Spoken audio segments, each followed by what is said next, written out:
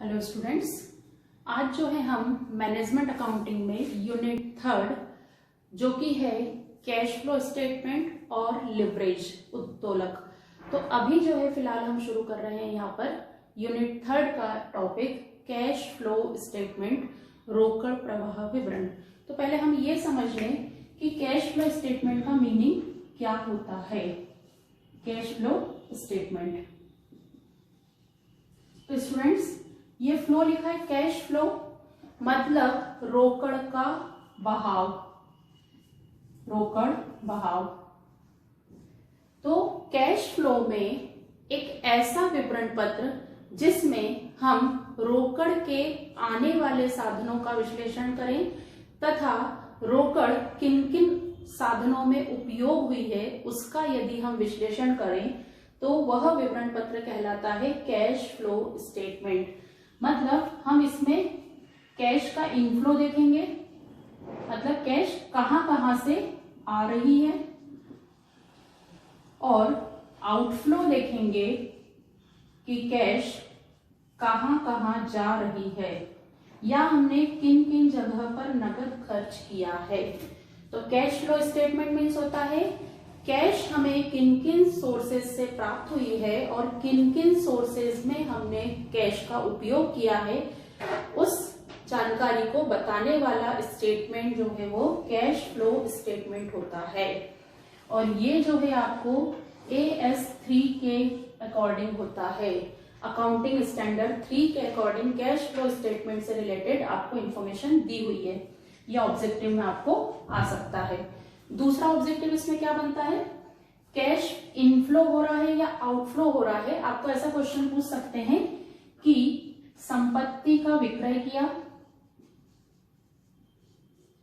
लेनदारों को भुगतान किया,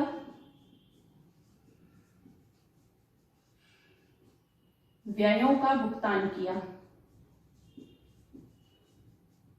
और आपसे पूछ लिया कि रोकड़ अंतर्वाह मतलब कैश इनफ्लो किस साधन में हो रही है। कैश कहां से, तो इनफ्लो लिखा है आपको, अंतर्वाह लिखा है, इसका अर्थ है कि आपको देखना है कैश किस उसमें आ रही है। तो देखिए संपत्ति का विक्रय करेंगे तो आप कैश आपके पास आएगी, और जब भुगतान करेंगे आप तो इसमें क्या होगा, आपकी कैश जाएगी। तो इसका सही आंसर क्या होगा, संपत्ति का विक्रय करने से कैश हमारे पास आएगी। तो इस तरीके से ऑब्जेक्टिव आपका फ्रेम हो सकता है। ठीक है, तो ये है हमारा कैश फ्लो स्टेटमेंट। अब हम इसके उद्देश्यों की बात कर लें कि हम कैश फ्लो स्टेटमेंट क्यों बनाते हैं या इसके क्या लाभ हैं। तो हम कैश का एनालिसिस करते हैं इसमें, तो क्या उद्देश्य है इसका या क्या लाभ है इसके। तो पहला क्या हो जाएगा, रोकड़ की स्थिति को जानने के लिए। ये आप सब नोट करते चले, तो उद्देश्य या लाभ।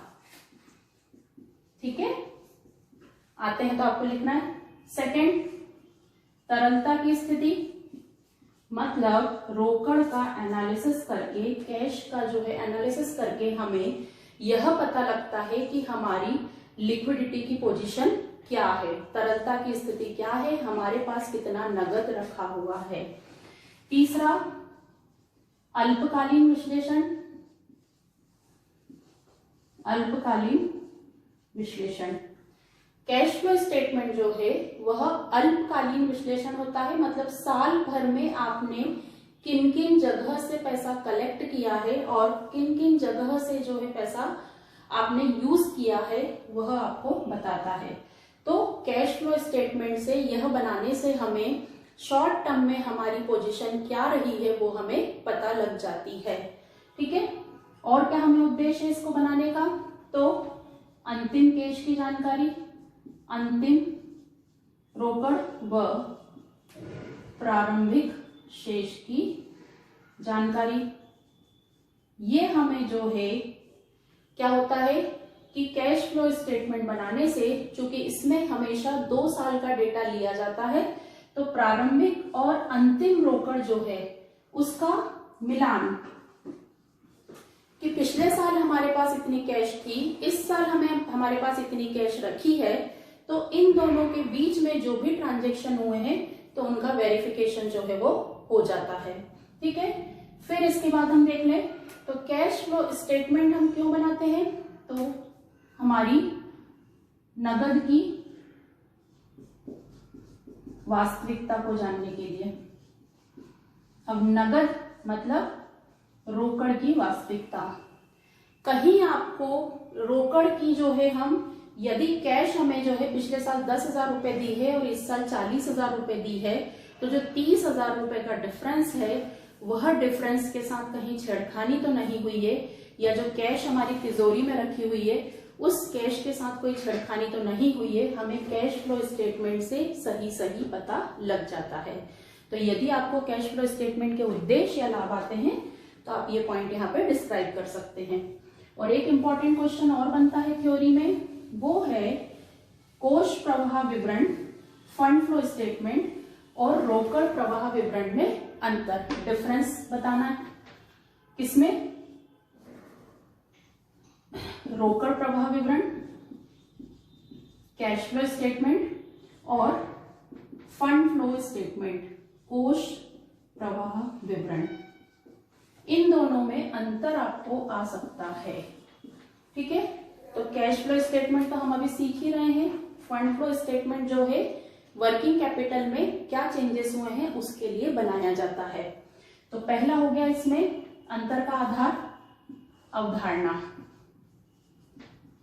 तो कोष रोकड़ प्रवाह विवरण की अवधारणा जो है वो क्या होती है, संकुचित होती है, क्योंकि इसमें केवल हम किसका एनालिसिस देखते हैं, रोकड़ का। ठीक है, इसलिए इसकी अवधारणा संकुचित होती है।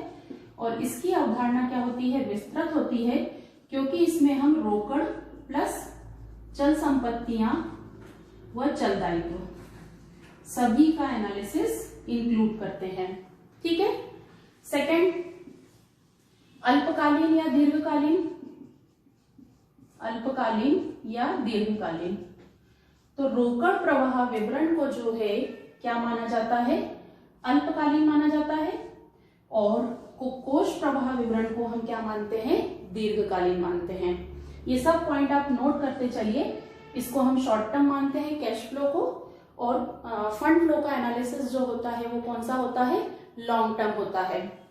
फिर कार्यशील पूंजी में परिवर्तन तालिका, कार्यशील पूंजी में परिवर्तन तालिका, schedule of change in working capital, cash flow statement में नहीं बनाई जाती है, फंड फ्लो स्टेटमेंट में बनाई जाती है। शेड्यूल बनाई जाती है इसकी, वर्किंग कैपिटल में चेंजेस की। इसके बाद है रोकड़। रोकड़ प्रवाह विवरण में हम केवल नगद व्यवहारों को शामिल करते हैं। हम केवल उन व्यवहारों को शामिल करते हैं, उन ट्रांजैक्शन को लेते हैं जो नगद में हुए हैं। लेकिन कोष प्रवाह विवरण में हम नगद प्लस उपार्जित, मतलब आपको भले ही कैश प्राप्त नहीं हुई है, आपने सिर्फ अर्न किया है, तो उसकी भी एंट्री हम इसमें लेते हैं। पांचवा, रोकड़ शेष। कैश फ्लो स्टेटमेंट में कैश का जो बैलेंस है वो आंसर होता है, उसको हम जो है कैश फ्लो स्टेटमेंट में नहीं लेते हैं। रोकड़ शेष जो है नहीं शामिल होता है किसमें, इस विवरण पत्र में। और कोष प्रवाह विवरण में जो रोकड़ शेष है वो कहाँ शामिल होता है, अनुसूची में, शेड्यूल में शामिल किया जाता है। ठीक है, तो इस तरीके से आपको यदि फंड फ्लो और कैश फ्लो स्टेटमेंट में डिफरेंस आता है तो आप इन आधारों पर डिफरेंस लिख सकते हैं। तो ये हुआ हमारा थ्योरी पार्ट, किससे रिलेटेड, कैश फ्लो स्टेटमेंट से रिलेटेड। अब जो है एक थ्योरी क्वेश्चन आपको आ सकता है कि AS3 के अकॉर्डिंग रोकड़ प्रवाह विवरण का प्रारूप बताइए। तो वो कैसे है, तो अब जो है हम एक न्यूमेरिकल की हेल्प से कैश फ्लो स्टेटमेंट का प्रारूप देखते हैं। ठीक है, कौन सा इसका अकाउंटिंग स्टैंडर्ड है, AS3। याद रखना, ये आपको ऑब्जेक्टिव में आ सकता है। और जो मैं आपको फॉर्मेट अब बता रही हूं इसे आप नोट भी करते चलिए, क्योंकि ये आपको थ्योरी क्वेश्चन में आ सकता है कि कोष प्रवाह विवरण का प्रारूप बताइए। ठीक है, तो ऊपर हम लिखेंगे रोकड़ प्रवाह विवरण, ये हो जाएगा हमारा विवरण, राशि और शुद्ध राशि। ठीक है। अब कोष प्रवाह रोकड़ प्रवाह विवरण, कैश फ्लो स्टेटमेंट 3 पार्ट्स में डिवाइड होता है। पहला जो है वो है संचालन क्रियाओं से प्राप्त रोकड़, cash flow from operating activity. ठीक है। सब इसका फॉर्मेट हम समझ रहे हैं पहले, फिर मैं आपको न्यूमेरिकल क्वेश्चन जो यहाँ लिखा हुआ है इसको मैं इसके साथ ही सॉल्व करना बताऊंगी। अब इसमें क्या क्या आता है, ऑपरेटिंग एक्टिविटी से कितनी रोकड़ प्राप्त हुई है वो हमें यहाँ पर देखना है। तो सबसे पहले लेते हैं, ये नोट करते चलिए आप लोग साथ साथ, शुद्ध लाभ current year minus previous year. ठीक है। फिर लेते हैं संचय व आधिक्य, रिजर्व एंड सरप्लस, ये भी कौन सा लेते हैं current year minus previous year. ठीक है। इसके बाद जो है इसमें ऐड करते हैं, यदि आपको प्रस्तावित लाभांश दिया है, प्रस्तावित लाभांश, तो ये करंट ईयर का यहाँ पे ऐड कर देते हैं, प्रपोज डिविडेंड दिया हो तो। फिर ह्रास जो है, डेप्रिसिएशन दिया हो तो वो ऐड कर देते हैं। लाभांश जो है आपको ये दिया हो तो वो ऐड कर देते हैं। ठीक है। और इसके अलावा पेटेंट, प्रारंभिक व्यय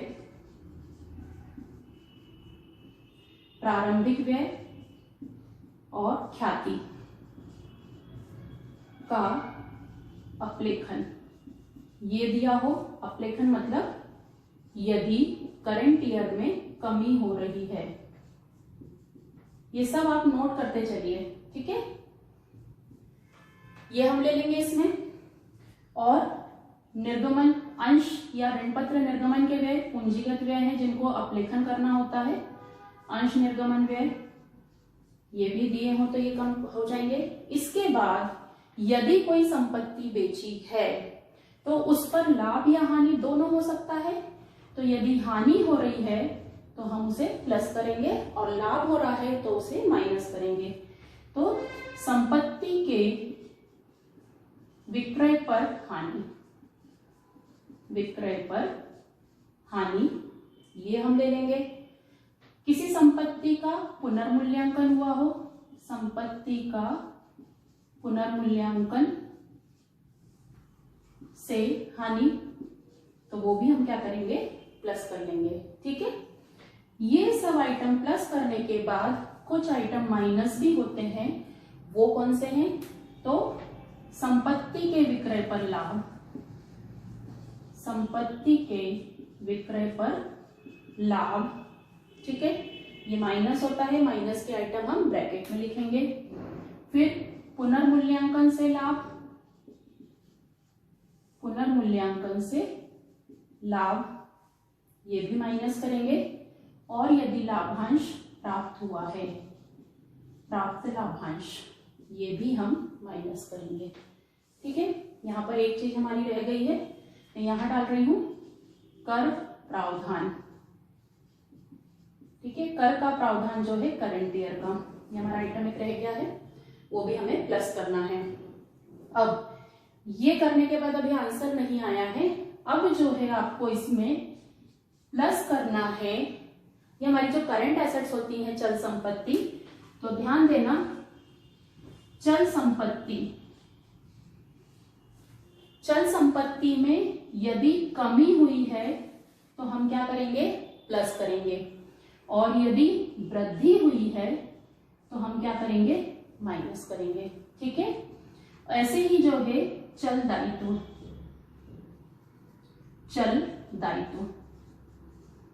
चल दायित्व का नियम क्या है, यदि कमी हुई है तो हम माइनस करेंगे और वृद्धि हुई है तो प्लस करेंगे। क्या मतलब है, चल संपत्ति में कमी हुई तो प्लस क्यों कर रहे हैं, देखिए स्टॉक मेरे पास जो है 10,000 रुपए का था और अब जो है करंट ईयर में 8,000 रुपए का बचा, तो 2,000 रुपए का स्टॉक कम हो रहा है। कम हो रहा है का अर्थ क्या हुआ कि मैंने बेचा होगा तो मेरे पास रोकड़ आई होगी। इस रीजन से जो है मैं कमी को प्लस कर रही हूँ। सेम ऐसे रूल मैंने इसमें लगाए। ये करने के बाद लास्ट में हमें एक और चीज इसमें माइनस करनी है, वो है टैक्स। कर चुकाया, टैक्स पेड जो है वो माइनस करना है। तो ये मेरा आंसर आएगा पहली एक्टिविटी का। ये फॉर्मेट आपको समझ में आया? क्लियर? ये जो है अब हम इस क्वेश्चन के अकॉर्डिंग इसमें वैल्यू पुट करेंगे। ये मैंने आपको मैक्सिमम आइटम बताए हैं, जरूरी नहीं है कि हर क्वेश्चन में ये मैक्सिमम आइटम हो। अब कैसे हमें सर्च करना है, तो पहली चीज तो आप ये ध्यान रखना कि हमें जो क्वेश्चन में सारे आइटम दिए हुए हैं, इसमें जो दिए हुए हैं आइटम, ये पूरे इसमें जाएंगे, पूरे कैश फ्लो में जाएंगे, कहीं ना कहीं सबकी जगह है। और ये जो समायोजन में दी है, मतलब आपको बैलेंस शीट के नीचे जो इंफॉर्मेशन दी है, इसको हम बोलते हैं एडजस्टमेंट, इसकी डबल एंट्री होगी, ये 2 जगह पर आएगा। तो चलिए हम स्टार्ट करते हैं। तो ये हमारा क्वेश्चन दिया हुआ है। सबसे पहले हमको लायबिलिटी साइड दी है, तो लायबिलिटी साइड की चीजें जो है वो कहाँ कहाँ जाती हैं वो हम समझ लें। तो अंश पूंजी, स्थायी दायित्व, फिक्स्ड नेचर के जो लायबिलिटीज हैं वो किस में जाती हैं? थर्ड एक्टिविटी में। तो अंश पूंजी जो है शेयर कैपिटल स्थायी नेचर की होती है, तो वो हमारी थर्ड एक्टिविटी में जाएगी। लाभ हानि, ये हमारा स्टार्टिंग ही होता है क्वेश्चन का, तो लाभ हानि हम फर्स्ट एक्टिविटी में लेंगे। ठीक है। दीर्घकालीन दायित्व, लॉन्ग टर्म लायबिलिटीज, ये भी लॉन्ग नेचर के हैं, तो थर्ड एक्टिविटी में जाएंगे। अभी हम थर्ड समझेंगे। और करंट लायबिलिटीज जो है वो हमारी फर्स्ट में आ जाएगी। ठीक है। मतलब सेकेंड एक्टिविटी में आप देखिए विनियोग क्रियाओं से जो हम करेंगे तो उसमें सेकेंड एक्टिविटी जो है लायबिलिटी साइड से नहीं आती है। अब जो है संपत्ति पक्ष में आ जाए, तो संपत्ति पक्ष में जो स्थायी संपत्तियां हैं कौन कौन सी? ये और ये विनियोग, ये कहाँ जाएंगे? Second activity. तो इसका अर्थ क्या हुआ कि सेकेंड एक्टिविटी जो बनेगी वो किससे बनेगी? स्थायी संपत्ति से। पेटेंट जो है वो दोनों में आ सकता है, पहला और दूसरा दोनों में आ सकता है, इसकी कंडीशन में बताऊंगी। बाकी चल संपत्तियां जो है इसमें ये प्रतिभूति और ये रोकड़, ये हमारा आंसर है। ठीक है। नए AS3 में जो है विपणन योग्य प्रतिभूति को भी क्या मान लिया गया है? रोकड़ के बराबर। तो रोकड़ में रोकड़, बैंक और मार्केटेबल सिक्योरिटीज, ये एक ऑब्जेक्टिव आ सकता है आपको कि रोकड़ तुल्य जो है, रोकड़ तुल्य में क्या क्या शामिल है। तो रोकड़ तुल्य में कैश इक्विवेलेंट में कैश, बैंक और मार्केटेबल सिक्योरिटीज शामिल है। तो ये जो है हमारा आंसर है। ठीक है। अब बचा हमारा स्टॉक और प्राप्य बिल, ये क्या है? हमारी चल संपत्तियां हैं, तो ये फर्स्ट में आएंगी, और ये निर्गमन व्यय जो है वो फर्स्ट में आएंगे। इस तरीके से जो है हम हमारी बैलेंस शीट को डिस्ट्रीब्यूट करेंगे। तो अभी फिलहाल हम समझ रहे हैं फर्स्ट। तो सबसे पहले आप हमारे इस फॉर्मेट के अकॉर्डिंग इंफॉर्मेशन ढूंढ लीजिए। शुद्ध लाभ देखिए ये दिया हुआ है, इसमें क्या रूल लगाना है? Current year minus previous year. तो 2019 हमारा करेंट ईयर है, 2018 प्रीवियस ईयर है। तो 1,98,000 माइनस 83,000, ये जो है मैं ले लूंगी, तो ये आ जाएगा हमारा 1,15,000 प्रॉफिट। फिर आप संचय ढूंढ लीजिए, यहाँ संचय दिया है क्या? इसी साइड देखना है, नहीं है। प्रस्तावित लाभांश, प्रपोज डिविडेंड, नहीं है, ये हमारी नहीं। डेप्रिसिएशन ह्रास आपको समायोजन में मिलेगा, तो ये मशीन पर ह्रास दिया है 27,000 रुपए, तो मैं ये ले लूंगी 27,000 रुपए। ठीक है। लाभांश आपको समायोजन में मिलेगा, नहीं है। पेटेंट प्रारंभिक व्यय ख्याति का अपलेखन, तब देखिए ये आपको संपत्ति पक्ष में मिलेगा। पेटेंट पिछले साल था 20,000 रुपए, इस साल हो गया 12,000 रुपए, कमी हो रही है। ठीक है। तो कितने रुपए की कमी हो रही है? 8,000 रुपए। तो ये हमारी पहली एक्टिविटी में आ गया।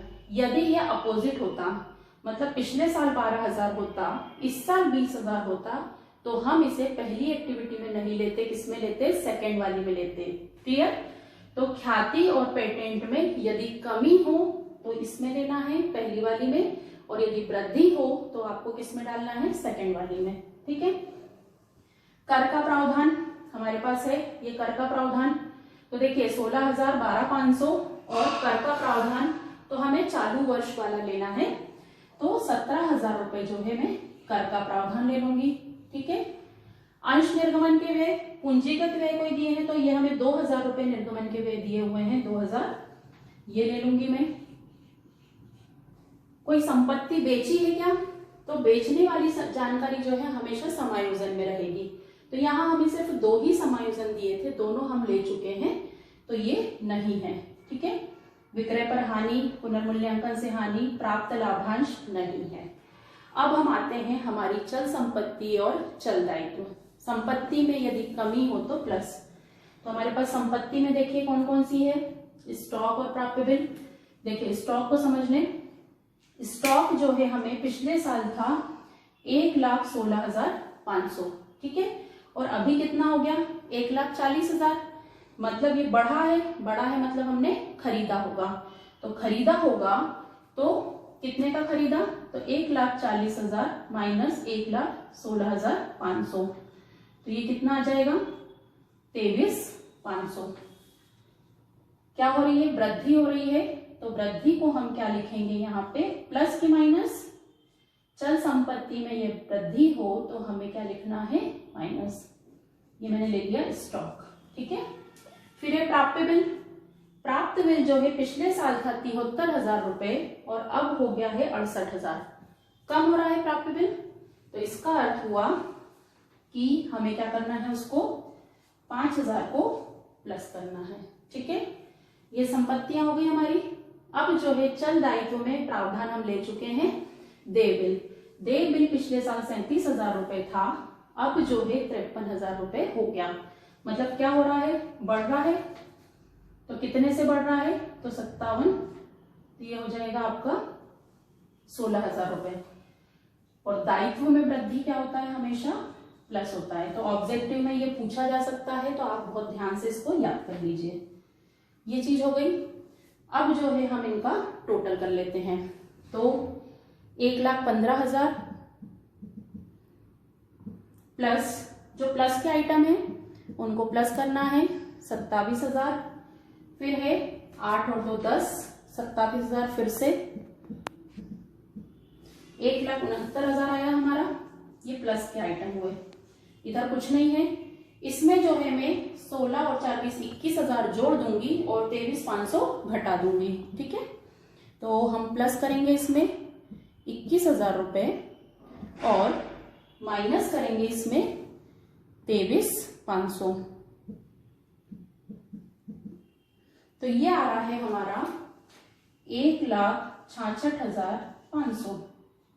अब इसमें से हमें माइनस करना है कर कितना चुकाया। अब कर कितना चुकाया, तो आप देखिए ये कर का प्रावधान दिया है और इधर कर का प्रावधान हमको दिया हुआ है। तो जब भी आपको बैलेंस शीट में कर का प्रावधान दिया हो और समायोजन में भी कर का प्रावधान दिया हो, तो हमें क्या करना पड़ेगा, एक छोटा सा टैक्स प्रोविजन अकाउंट बनाना रहेगा। ठीक है, तो वो हम बना लें। तो मैं यहाँ ऊपर की जो है इंफॉर्मेशन मिटाती हूँ और यहाँ पे हम छोटा सा कर प्रावधान अकाउंट बनाते हैं। ठीक है, तो ये हमारी लायबिलिटी है, टैक्स प्रोविजन। दायित्व है, दायित्व का हमेशा कौन सा बैलेंस होता है, क्रेडिट। तो कर प्रावधान अकाउंट हम बनाएंगे तो पिछले साल का जो बैलेंस है वो लेकर आएंगे हम, क्या शेष लाया गया 12,500 और ये करेंट ईयर का शेष जो है हम क्या लिखेंगे, शेष ले गए 16,000 रुपए। और उसने इस साल कर का प्रावधान बनाया था, मतलब और ऐड किए थे, तो लाभानी खाते में से निकाल के उसने डाले थे कितने, 17,000 रुपए। इसका अर्थ क्या हुआ कि 12,500 रुपए जो है आपका बैलेंस था, 17,000 रुपए आपने और डाले तो आपके प्रावधान अकाउंट में कितने होने थे, 29,500। लेकिन आपका प्रावधान अकाउंट बैलेंस कितना दिखा रहा है आपको, 16,000। इसका अर्थ है कि जो आप बैलेंसिंग फिगर है वो क्या होगा आपका, कर का भुगतान। ठीक है, ये हमने बैलेंसिंग फिगर निकाला है 13,500। तो ये हो गया आपका कर चुकाया, जो कि हमारा सबसे लास्ट में इस राशि में से घटेगा। तो ये भी आप नोट कर लीजिए, मैं यहां पर लिख रही हूं कर चुकाया। कितने रुपए? 13,500 रुपए। यहां मैं लिख देती हूँ, आप लोग इसी के नीचे लिखिए। हम माइनस कर लेंगे तो 1,66,500 में से हम माइनस कर लेंगे 13,500, तो ये हमारा आंसर आएगा पहली एक्टिविटी का 1,53,000। तो स्टूडेंट्स, इस तरीके से जो है आपकी फर्स्ट एक्टिविटी होती है। थोड़ी बड़ी, सबसे बड़ी एक्टिविटी यही होती है। तो आपको एग्जाम में इसका भी लिखने को आ सकता है कि संचालन क्रियाओं से प्राप्त रोकड़ को विस्तृत रूप से समझाइए। तो ये जो फॉर्मेट है आप पूरा लिखेंगे। कोई क्वेश्चन आता है तो आप इस तरीके से सॉल्व कर सकते हैं। ठीक है, ये हुई हमारी फर्स्ट एक्टिविटी। अब जो है हम बनाएंगे हमारी सेकेंड एक्टिविटी, जो कि है विनियोग क्रियाओं से प्राप्त रोकड़। सेकेंड एक्टिविटी को हम समझेंगे तो फॉर्मेट में आप आगे ही कंटिन्यू करेंगे, इसी को आगे कंटिन्यू करेंगे। तो सेकेंड एक्टिविटी को हम डालेंगे। हम पहली एक्टिविटी का आंसर हमारा यहाँ नोट कर लें, 1,53,000। ठीक है, सेकेंड एक्टिविटी है हमारी विनियोग क्रियाओं से प्राप्त रोकड़। विनियोग क्रियाओं से प्राप्त रोकड़, cash flow from investing activity. इसमें क्या आता है तो ध्यान रखना, स्थायी संपत्ति का खरीदना और बेचना इसी में आता है। मतलब यदि आपको केवल विनियोग क्रियाओं के बारे में आए कि इसको समझाइए, तो स्थायी संपत्ति का क्रय, ये माइनस में आता है क्योंकि खरीदेंगे तो पैसे जाएंगे, और स्थायी संपत्ति का विक्रय ये आता है इसमें, ये प्लस में आएगा, बेचेंगे तो पैसे आएंगे, और प्राप्त ब्याज यदि हो तो वो आता है, और प्राप्त लाभांश यदि वो हो तो वो आता है। ठीक है, किसी दूसरी कंपनी से कोई ब्याज मिला, ये चार चीजें जो है सेकेंड एक्टिविटी में आती है। अब स्थायी संपत्ति, तो हम चलेंगे संपत्ति पक्ष में। हमारी जो जो स्थायी संपत्ति है उसका एडजस्टमेंट इस एक्टिविटी में होगा। चेक कर लेते हैं। तो पहली है मशीनरी। तो मशीनरी देखिए, पिछले साल 1,80,000 रुपए की थी, इस साल 2,15,000 रुपए की हो गई। मतलब बढ़ रही है, बढ़ रही है मतलब खरीदी होगी। लेकिन यदि ये डेप्रिसिएशन, हमको इसके एडजस्टमेंट का डेप्रिसिएशन नहीं दिया रहता तो हम डायरेक्ट माइनस करके इसको खरीदना दिखा देते। लेकिन हमको चूंकि मशीनरी अकाउंट पे डेप्रिसिएशन दिया हुआ है 27,000 रुपए का, तो हमें क्या बनाना पड़ेगा, मशीनरी अकाउंट। ये भी नोट कर लीजिए आप लोग, मशीनरी अकाउंट छोटा सा बनेगा। ये मशीनरी हमारी एसेट्स है, एसेट्स का हमेशा डेबिट बैलेंस होता है। तो शेष लाया गया, पिछले साल का बैलेंस हमारा कितना है, 1,80,000 रुपए। ठीक है, इस साल का बैलेंस कितना है हमारा, तो बाय बैलेंस कैरी डाउन, शेष ले गए 2,15,000 रुपए। ठीक है, अब इसमें जो है डेप्रिसिएशन लगाया हमने, ह्रास लगाने से वैल्यू कम होनी चाहिए, 27,000 रुपए का हमने डेप्रिसिएशन लगाया। ठीक है, मतलब पिछले साल मेरे पास 1,80,000 रुपए की एसेट्स थी, उसमें से मैंने यदि 27,000 रुपए का डेप्रिसिएशन लगा दिया तो यहाँ पे वैल्यू कम होनी थी, यहाँ पर बढ़ रही है। इसका मतलब है कि हमने संपत्ति खरीदी है। 2,42,000 जो है हमारी टोटल आया।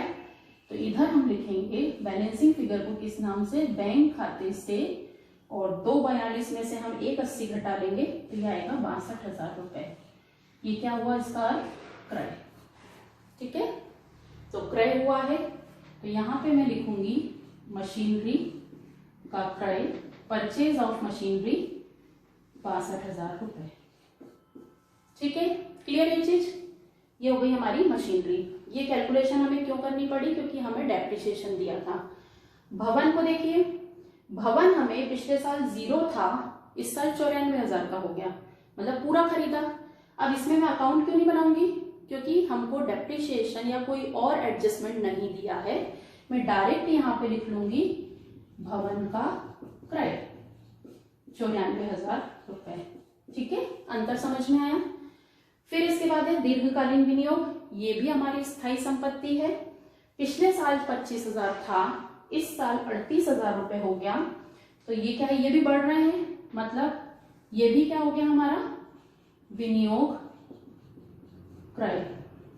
कितने रुपए के इन्वेस्टमेंट हमने परचेस किए, तो 38, 25, 13,000 रुपए के विनियोग हमने खरीदना इससे माइनस में। तो ये हो गई हमारी, कोई प्राप्त ब्याज नहीं है, प्राप्त लाभांश नहीं है। टोटल कर लेंगे हम, तो ये हमारी सेकेंड एक्टिविटी का आंसर आ जाएगा 1,69,000।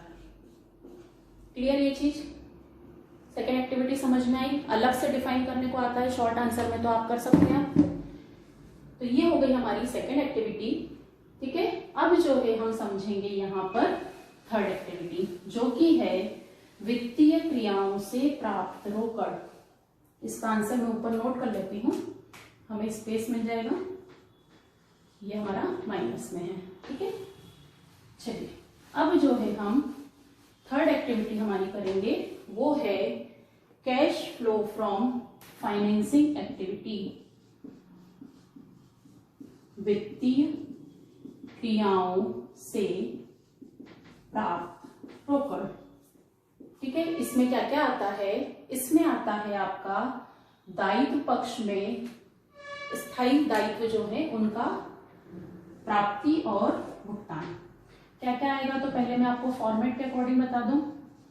अंश पूंजी का निर्गमन, इशू ऑफ शेयर कैपिटल, ऋण पूंजी ऋण पत्र का निर्गमन, इशू ऑफ डिवेंचर,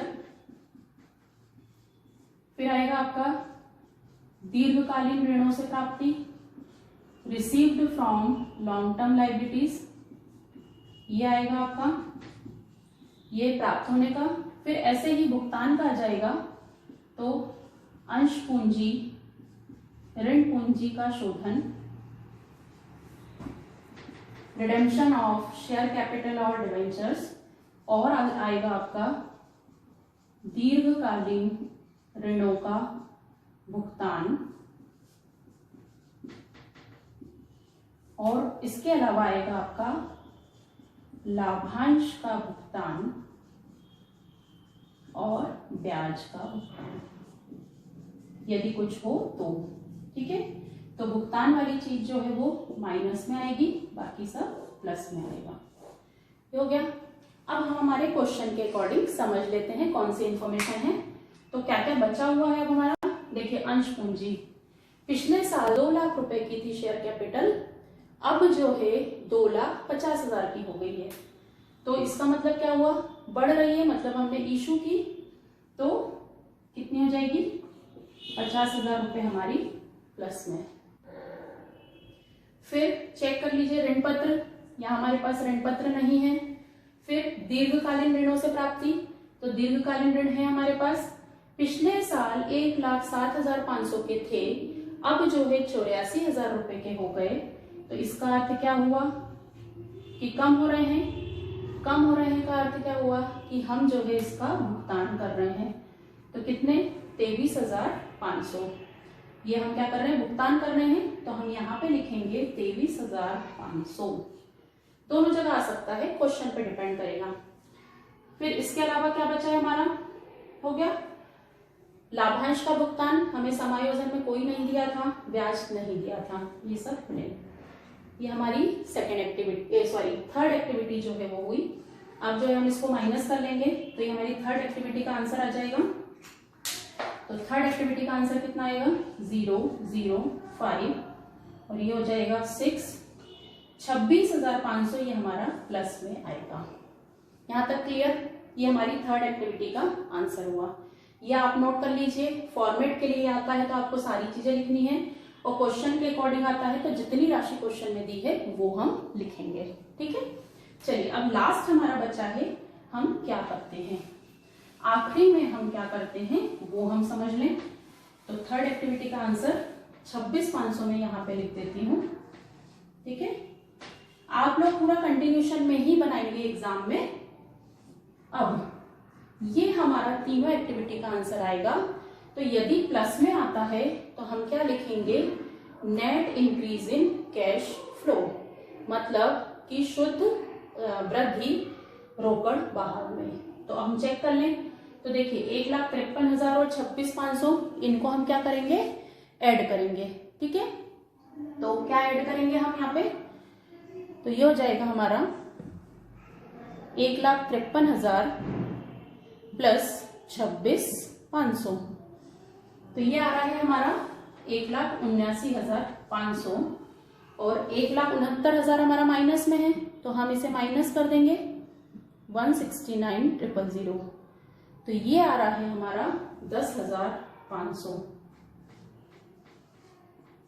तो ये प्लस में आ रहा है हमारा आंसर, तो हम इसको क्या लिखेंगे, शुद्ध रोकड़ बहाव में शुद्ध वृद्धि, रोकड़ बहाव में शुद्ध वृद्धि, net increase in cash flow, इसमें फिर ऐड की जाती है प्रारंभिक रोकड़, ओपनिंग कैश। तो ओपनिंग कैश मतलब हमारे पास है ये 18,500 और ये प्रतिभूतियां।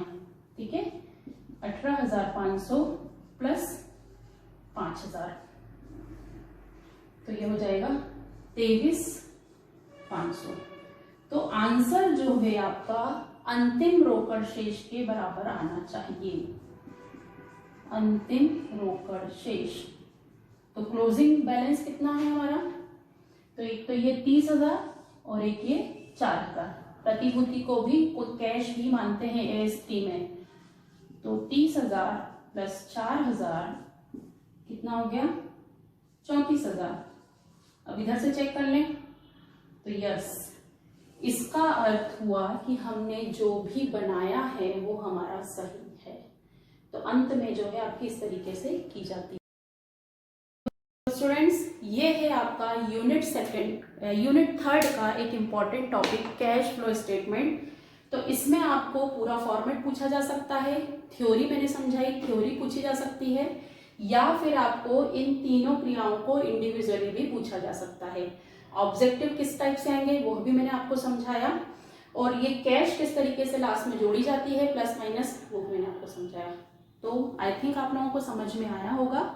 किसी भी प्रकार का कोई डाउट है तो आप कमेंट्स बॉक्स में जरूर पूछ सकते हैं। अब जो है हम यूनिट थर्ड का सेकंड टॉपिक जो कि है लिवरेज विश्लेषण, लिवरेज एनालिसिस, इसके बारे में हम बात करने वाले हैं। कैश फ्लो स्टेटमेंट, रोकड़ प्रवाह विवरण इसका फर्स्ट पार्ट है, और सेकंड पार्ट है इसका लिवरेज एनालिसिस। ये जो है इसके न्यूमेरिकल बहुत इजी हैं। तो सबसे पहले हम समझ लें कि लिवरेज क्या होता है। तो लिवरेज मीन्स होता है, यह भी एक क्या है, एनालिटिकल टूल है, एनालिसिस करने का तरीका है, टेक्निक है। इसके अंतर्गत किसी बिजनेसमैन के द्वारा यह देखा जाता है कि स्थायी लागत के कारण या ऋणों पर ब्याज के कारण समता अंशधारियों को मिलने वाली राशि पर क्या असर होता है। समझ में आया क्या होता है इसका अर्थ। लिवरेज जो है लीवर शब्द से बना है, साइंस में लीवर आपने समझा होगा कि किसी भारी चीज को उठाने के लिए जो है लीवर का उपयोग किया जाता है, कम दबाव लगता है और भारी चीज जो है हम उठा सकते हैं। ये शब्द उसी विज्ञान शब्द से लिया गया है, उत्तोलक।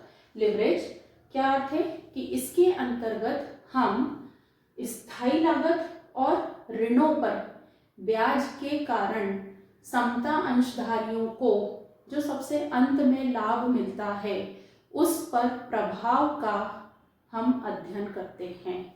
यदि हम स्थायी लागत में परिवर्तन करते हैं तो समता अंशधारी के पार्ट में क्या अंतर आता है। यदि हम ऋण ले रहे हैं उसमें चेंज करते हैं तो समता अंशधारियों में क्या परिवर्तन आता है, उनको राशि में कितना परिवर्तन आता है, तो वो हमारा लिवरेज एनालिसिस का भाग होता है। अब लिवरेज एनालिसिस में 3 प्रकार होते हैं। पहला होता है आपका ऑपरेटिंग लिवरेज, ठीक है, हम फॉर्मूले देख लें पहले। तो 3 लिवरेज होते हैं प्रकार। पहला होता है आपका परिचालन लिवरेज, दूसरा होता है आपका वित्तीय लिवरेज, और तीसरा होता है संयुक्त लिवरेज, ठीक है, कंबाइंड। संयुक्त लिवरेज। अब इसके फॉर्मूले की बात कर रहे हैं हम, तो ऑपरेटिंग लिवरेज, OL इसका शॉर्ट फॉर्म है, ऑपरेटिंग लिवरेज। इसका फॉर्मूला होता है कंट्रीब्यूशन C/EBIT। ठीक है, contribution upon earning before interest and tax, ये शॉर्ट फॉर्म। इसका फॉर्मूला क्या होता है वित्तीय लिवरेज का, इसको बोलते हैं फाइनेंशियल लिवरेज।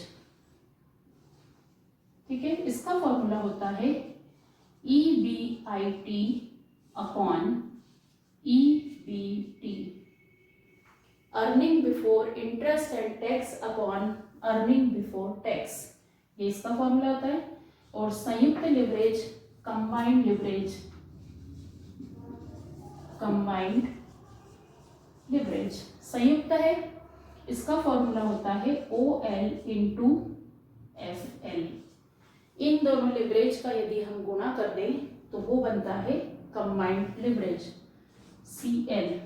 ठीक है, अब C मीन्स क्या होता है वो हम देख लें, अंशदान। EBIT, earning before interest and tax, इसका क्या आशय होता है, अर्निंग बिफोर इंटरेस्ट तो ब्याज व कर के पूर्व आय। और EBT, अर्निंग बिफोर टैक्स, कर के पूर्व आय। ये फॉर्मूले आप अच्छे से नोट कर लीजिए, बहुत इजी कंसेप्ट है, तो प्लीज जो है आप इसे बहुत ध्यान से कर लीजिए। अब हम जो है किस तरीके से इसको सॉल्व करते हैं, तो हमने इसके लिए क्वेश्चन लिया है ताकि आपको कंसेप्ट समझ में आए। निम्न पूर्वानुमान अल्फा तथा बीटा कंपनियों से संबंधित हैं। Alpha company, beta company. उत्पादन व विक्रय इकाइयों में दिया है आपको 40,000 और 50,000। परिवर्तनशील लागत प्रति इकाई 4 और 3। स्थायी लागत दी है 1,20,000 और 1,25,000। ऋणों पर ब्याज दिया हुआ है 60,000 और 25,000 और विक्रय मूल्य प्रति इकाई है 10 रुपए और 8 रुपए। तो स्टूडेंट्स मैं आपको फॉर्मेट बताती हूँ, यदि आपको ये तीन निकालने को कहे जाते हैं तो आपका फॉर्मेट क्या रहेगा। सबसे पहले हम लेंगे विक्रय मूल्य, सेलिंग प्राइस।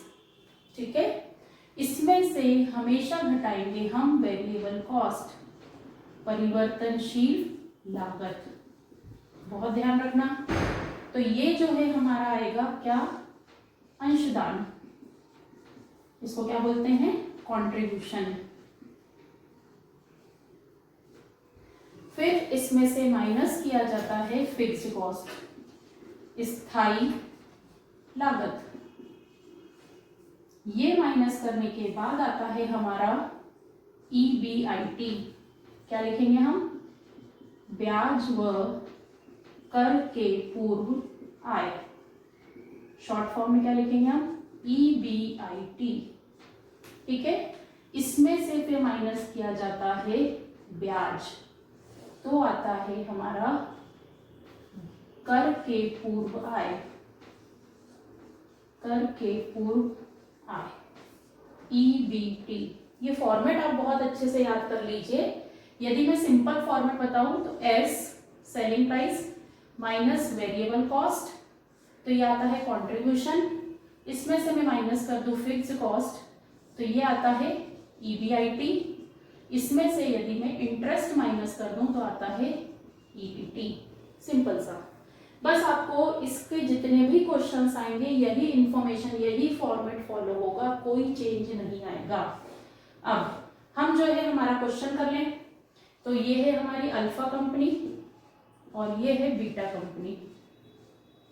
ठीक है, सबसे पहले हमको लेना है विक्रय मूल्य। तो उत्पादन व विक्रय इकाइयों में दिया है और विक्रय मूल्य प्रति इकाई दिया है। हम क्या करेंगे, इसको मल्टीप्लाई कर लेंगे। तो 40,000 गुणे 10 कितना हो जाएगा, 4 लाख रुपए। ठीक है, तो हम जो है इसको सॉल्व कर लें। ये फॉर्मेट आप अच्छे से नोट कर लीजिए। इसमें जो है बहुत इजी सम्स रहेंगे आपको, तो 4 लाख रुपए विक्रय मूल्य लिया। ऐसे ही मैं 50,000 गुणित 8, ये भी क्या आ रहा है 4 लाख रुपए। फिर मुझे लेना है, मुझे फॉर्मेट से चलना है, परिवर्तनशील लागत। तो वेरिएबल कॉस्ट हमको दी है प्रति इकाई 4 रुपए और 3 रुपए, प्रति इकाई दिया है तो हम इसका गुणा कर लेंगे। तो ये हो जाएगा 1,60,000 और 1,50,000। हम इसको सॉल्व कर लेंगे तो हमारा क्या आएगा कंट्रीब्यूशन, तो ये आ जाएगा 2,40,000 और इसका कर लेंगे तो 2,50,000। फॉर्मेट के अकॉर्डिंग स्थायी लागत ढूंढिए। स्थायी लागत हमेशा जो है आपको रुपीज में रहेगी, पर यूनिट नहीं रहती है। तो 1,20,000 और 1,25,000, ठीक है। इसको हम घटा लेंगे तो ये हो जाएगा हमारा EBIT कितना आएगा 1,20,000 और 1,25,000। इसमें से फिर मैं घटा दूंगी ब्याज, तो 60,000 और 25,000, तो ये 60,000 और 25,000। तो ये क्या आ गया मेरा EBT आ गया 60,000 और 1,00,000। कोई दिक्कत इसमें? ठीक है, ये फॉर्मेट आपको अच्छे से याद करना है, नोट कर लीजिए। अब जो है हम वैल्यू पुट करेंगे हमारे फॉर्मूले में। तो सबसे पहले हम लिखेंगे, पहला वाला फॉर्मूला कौन सा है हमारा, परिचालन लिवरेज का C/EBIT, ठीक है। तो OL इज इक्वल टू होता है C/EBIT। C मतलब अंशदान कंट्रीब्यूशन, तो ये अल्फा का हमारे पास है 2,40,000, ठीक है। और EBIT कितना है, तो ये हमने निकाला 1,20,000। इसको सॉल्व कर लेंगे आप, तो ये कितना हो जाएगा 2। ये अल्फा कंपनी का निकाला हमने OL, ऑपरेटिंग लिवरेज, ठीक है। फिर ऐसे ही हम निकालेंगे बीटा कंपनी का। तो बीटा कंपनी का अंशदान है 2,50,000 रुपए और इसका EBIT है earning before interest and tax है कितना 1,25,000। इसको आप सॉल्व कर लेंगे तो इसका डबल मतलब ये भी आएगा 2। ये पहला फॉर्मूला हो गया हमारा। अब जो है हम सेकंड फॉर्मूला लगाएंगे जो कि है हमारा FL, फाइनेंशियल लिवरेज, वित्तीय लिवरेज का फॉर्मूला क्या है EBIT/EBT, ब्याज व कर के पूर्व आय अपॉन में कर के पूर्व आय, ठीक है। तो सेकंड हम लगाएंगे FL का फॉर्मूला हम लगाएंगे, तो ये हो जाएगा हमारा EBIT/EBT। तो EBIT कितना है अल्फा कंपनी का 1,20,000 और अपॉन में EBT है 60,000, तो ये कितना आ जाएगा 2 डबल।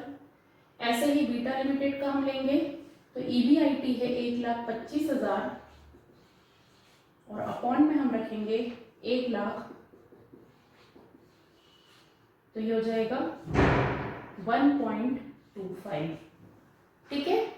अब जो है तीसरा हम निकालेंगे CL।